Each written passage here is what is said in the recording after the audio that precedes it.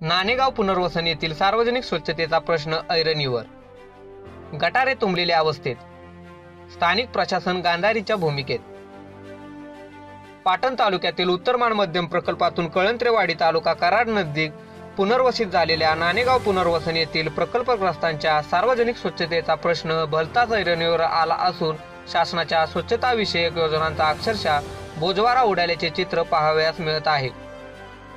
गावातील बहुतांश गटारे गेल्या कित्येक महिन्यांपासून तुंबलेल्या अवस्थेत असून बुजून जाण्याच्या मार्गावरती आहेत. त्यामुळे यामध्ये सांडपाणी साचून डासांमार्फत होणाऱ्या डेंग्यू, मलेरिया, हिवताप, चिकनगुनिया यासारख्या 7 रोगांचा धोका निर्माण होण्याची शक्यता नाकारता येत नाही. मात्र याकडे स्थानिक प्रशासनाचे सपशेल दुर्लक्ष होत असून प्रशासन फक्त नावालाच आहे का, असा प्रश्न येथील प्रकल्पग्रस्त विचारू लागले आहेत.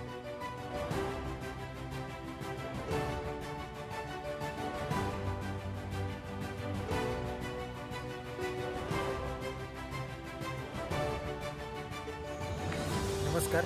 आम्ही ते सर्वजण नाणेगाव ग्रामस्थ, नाणेगाव पुनर्वसन तालुका कराड जिल्हा सातारा, आम्ही सर्व ग्रामस्थ इथे जमलेलो आहे.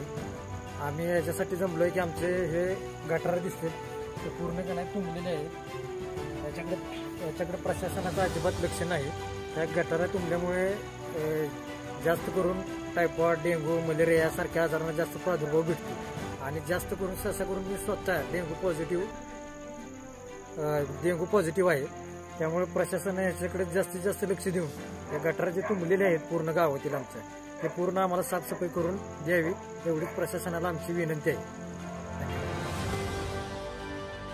पंचनामा न्यूज साठी उमरत प्रतिनिधी रघुनाथ थोरात.